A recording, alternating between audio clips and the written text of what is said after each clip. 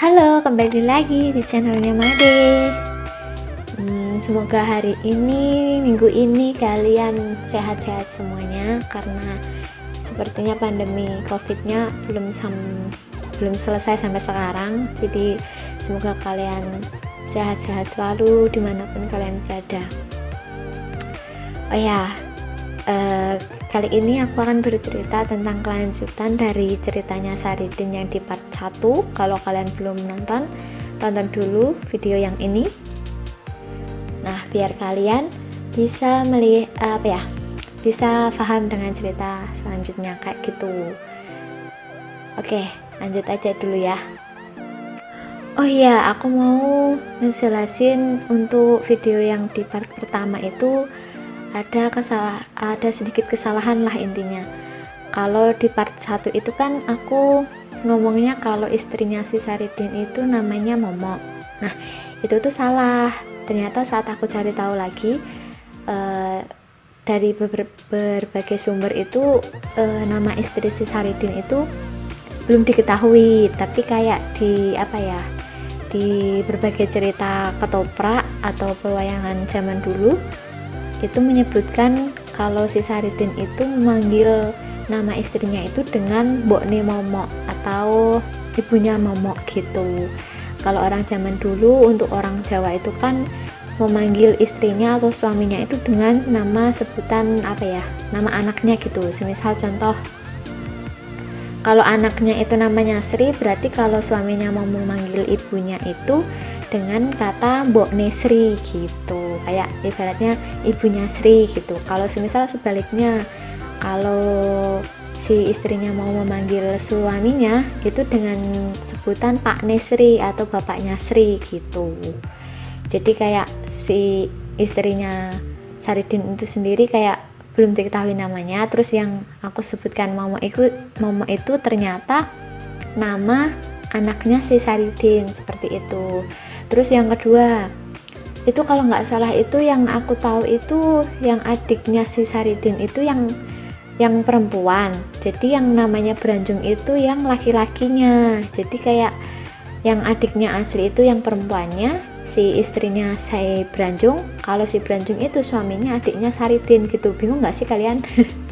Pokoknya intinya adiknya Saridin itu cewek, perempuan. Nggak disebutin namanya kalau dari cerita pewayangan atau ketoprak, tapi yang namanya Branjung yang disebut-sebutkan itu nama suami dari adiknya Saridin, seperti itu. Oh ya, terus untuk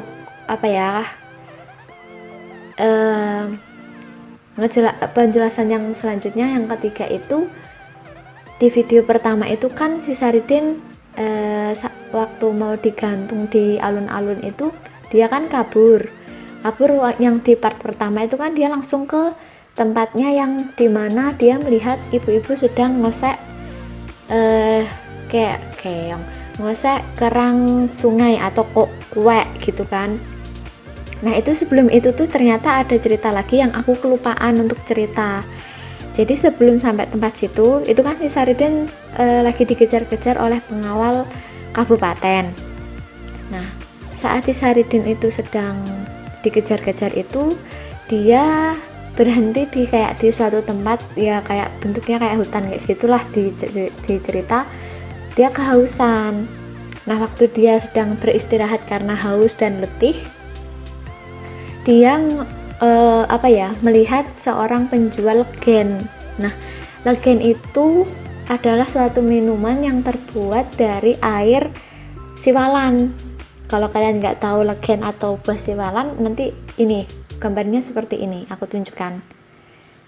Nah, karena si penjual legen itu seharian itu belum mendapatkan pembeli, jadi waktu si penjual itu melihat si Saridin yang tengah letih itu, dia kayak seneng, wah ini kayaknya bakal ada pembeli nih hari ini gitu. Terus ditawarin lah si Saridin untuk minum legennya itu. Karena si Saridin ditawarin, ya si Saridin mengiyakan karena dia pun sedang haus dan letih kayak gitu.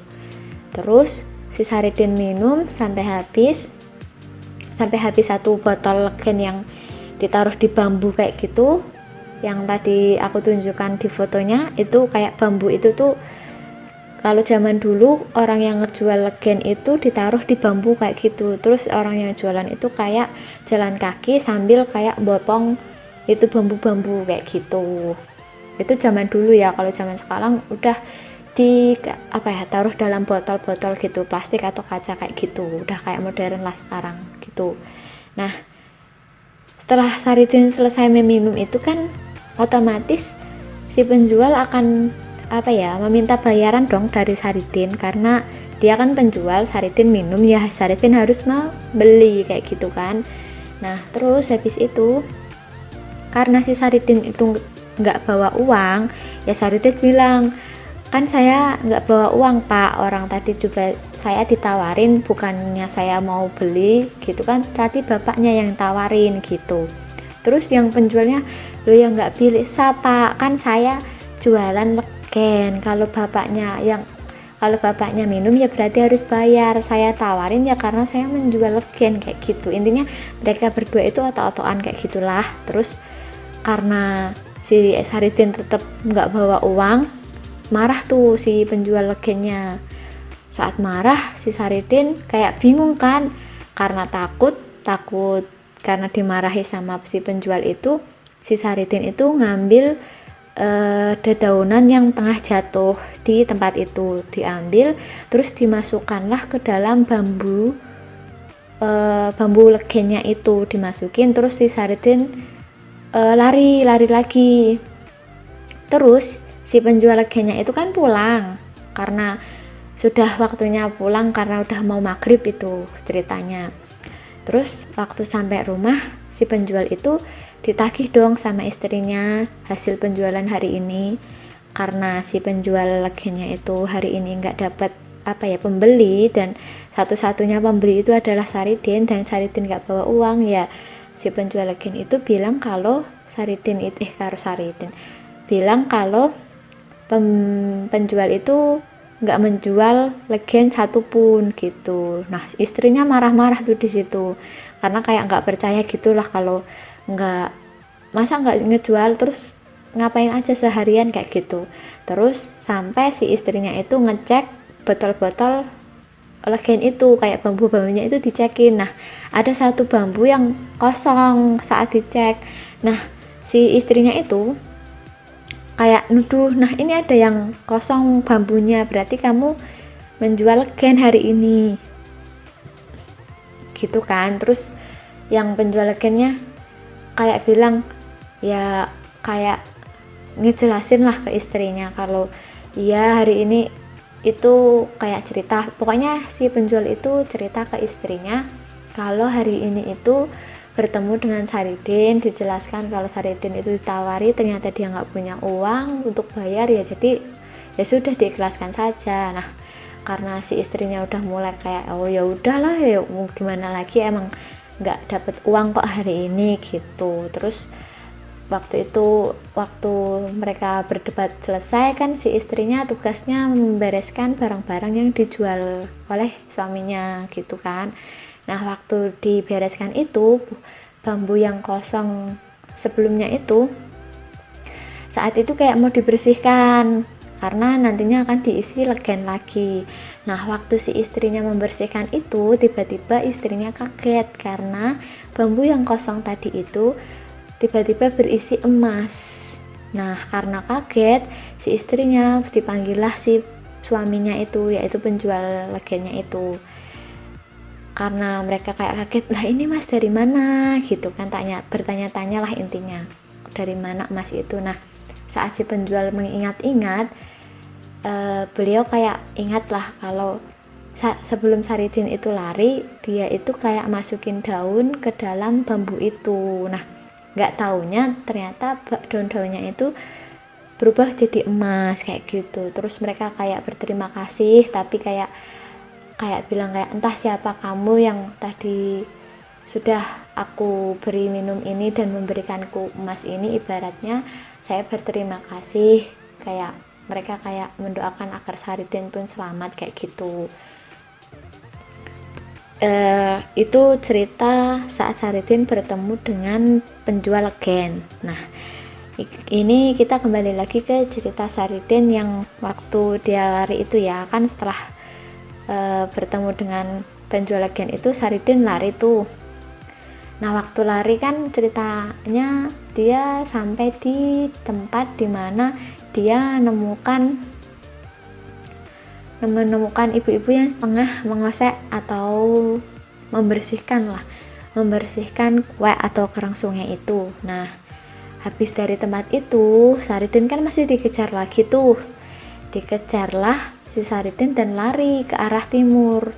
Nah, waktu lari itu Saridin itu kayak dia itu larinya itu harus yang nebal-nebal. Nah, nebal-nebal itu kayak apa ya, berlika-liku gitu loh, kayak jalannya itu harus nebal. Itu apa ya, ibaratnya kayak dari ke tempat ini kalau mau ke tempat itu harus, kalau jalan yang utama itu jauh, tapi kalau kita mau nebal atau mau motong jalan kayak gitu itu ada, tapi biasanya jalannya itu yang sempit kecil kayak gitu, yang susah rintangannya, kayak ada rintangannya kayak gitulah, kayak gitu. Nah, itu namanya nebal. Nah, karena si Saridin waktu lari itu nebal-nebal, karena zaman dulu kan rumah masih kayak susah dan tempatnya itu kayak masih banyak yang kayak pohon-pohon, kayak semacam hutan kayak gitu kan. Nah, waktu di pelarian itu si Saridin tuh berucap, suatu saat tempat ini akan menjadi desa dan akan aku beri nama desa ini dengan nama Desa Babalan karena nebal-nebal itu. Nah, setelah dari tempat yang apa ya, dia yang harus nebal-nebal itu, dia tetap lari lagi karena masih dikejar oleh pengawal itu kabupaten. Terus waktu lari lagi sampailah di suatu tempat dan dia itu ketangkep oleh pengawal itu. Nah, saat ketangkep itu si para pengawal itu memutuskan untuk menggantung si Saridin itu. Nah, waktu mau digantung kan harus kayak ditali terus kayak persiapan untuk menggantung Saridin. Nah, waktu proses itu tiba-tiba si Saridin bisa lepas lagi dari prosesi menggantung itu.